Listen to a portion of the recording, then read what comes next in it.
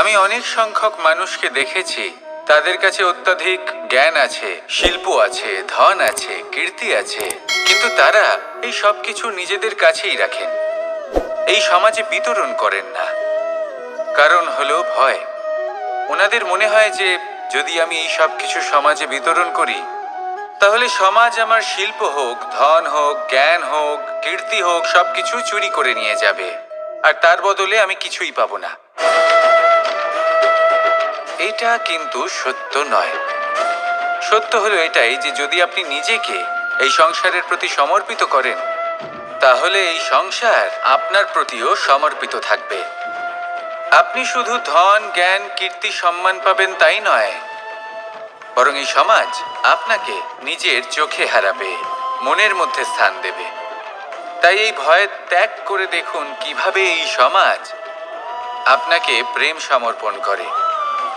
আসুন আমার সাথে ভালোবেসে বলুন, রাধা রাধা। কখনো কোনো নদীকে দেখেছেন?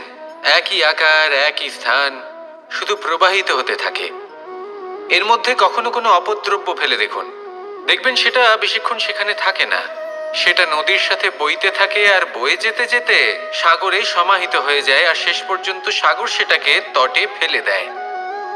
কিছুটা এমন হওয়া উচিত আমাদের বিচারধারাও। এক স্থানে তা স্থগিত হওয়া উচিত নয়, এটা সবসময় প্রবাহমান হওয়া উচিত। তবেই আমাদের চেতনা, আমাদের মূল্যবোধ এবং আমাদের স্মৃতি, এই তিনটি শ্রেষ্ঠ থাকবে। আর এটাই হলো পুকুর এবং নদীর মধ্যে পার্থক্য। নদীতে জল সবসময় বয়ে চলে, সেই জন্য পবিত্র থাকে, শুদ্ধ থাকে এবং পরিষ্কার থাকে। আর সেখানে এই পুকুরের তলদেশে সব জমা হতে থাকে, আর সেই জন্য তা অপবিত্র হয়ে যায়। তাই সবসময় এই বিচারধারা প্রবাহমান রাখুন। যদি মনে কোনো ভাবনা চলে আসে, সেখানেই থেকে যায় এবং বিদ্যে থাকে, তাহলে তা বের করে দিন, তাকেও বয়ে যেতে দিন, এবং তার যা উত্তর হবে তা সময়ের সাথে আপনার সামনেই চলে আসবে। শুধুই নদীর মতো প্রবাহমান হন, আর আমার সাথে ভালোবেসে বলুন, রাধা রাধা। নিজের সমস্ত জীবন অতিবাহিত করেন এই ধন অর্জন করার জন্য।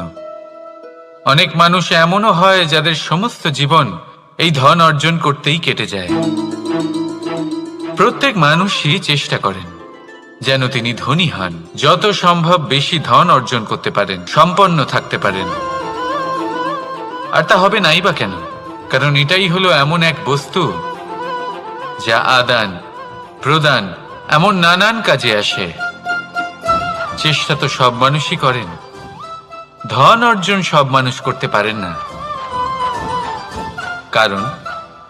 কারণ হলো এটাই যে মানুষ ভাবেন যে তার কাছে কিছু ধন এলে তারপর তিনি কিছু করে দেখাবেন, আর ধন ভাবে যদি এই মানুষ কিছু করে দেখান তাহলে আমি তার কাছে আসব। সেই জন্য কিছু করে দেখান, এমন শ্রেষ্ঠ কাজ করে দেখান যাতে ধন নিজেই আপনার কাছে ছুটে আসে। যদি আপনি ধন লাভের আশায় ছোটেন, তাহলে আপনি নিজের সন্তোষ ভাব হারিয়ে ফেলবেন। কিন্তু এই সম্পত্তি যদি আপনার কাছে ছুটে আসে, তাহলে আপনাকে মহান বলা হবে। সেই জন্য কাজ করুন, শ্রেষ্ঠ কাজ করে দেখান, দেখবেন এই ধন ফলস্বরূপ আপনার কাছে আসবেই আসবে। তাহলে আসুন আমার সাথে ভালোবেসে বলুন, রাধা রাধা। আমাদের মনে সবসময় একটা প্রশ্ন এসেই থাকে,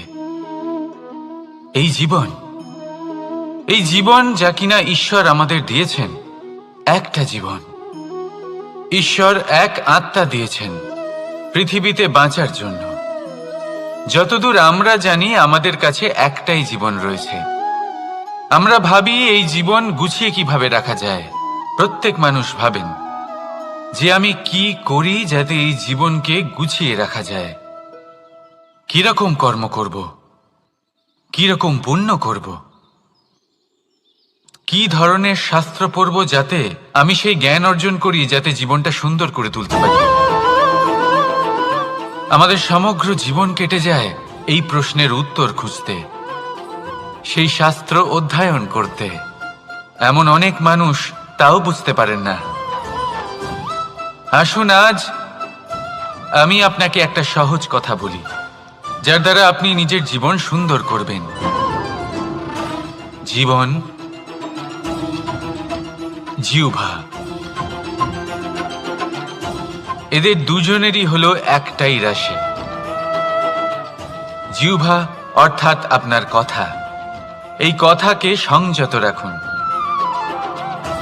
একে সুন্দর করে তুলুন, মধুর কথা বলুন, যতটা সম্ভব একে নিয়ন্ত্রণে রাখুন। আপনার জীবন সুন্দর হয়ে উঠবে। কারণ এই শব্দ হয় অত্যন্ত শক্তিশালী। এটা হলো এমন এক বন্ধন যা আপনার সামনের মানুষকে আপনার ব্যক্তিত্বের সাথে জুড়ে দিতে পারে। তাই এই শব্দ সংযত রাখুন, একে সুন্দর করে তুলুন। আপনার জীবন আপনা থেকেই সুন্দর হয়ে উঠবে। আর আসুন, এই মধুর সুন্দর অনুভূতি দিয়ে বলুন, রাধা রাধা।